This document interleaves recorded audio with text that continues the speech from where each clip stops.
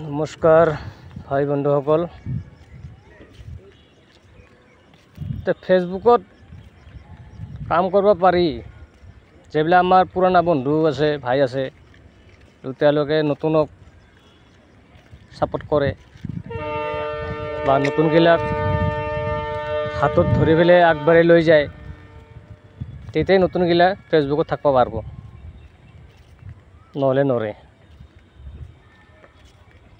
মানে কি দিব, কি কৰিব, তাৰমানে সেইখিনি বস্তু বিচাৰিয়ে নাপায়, আকৌ তলা মুধা নাপায়।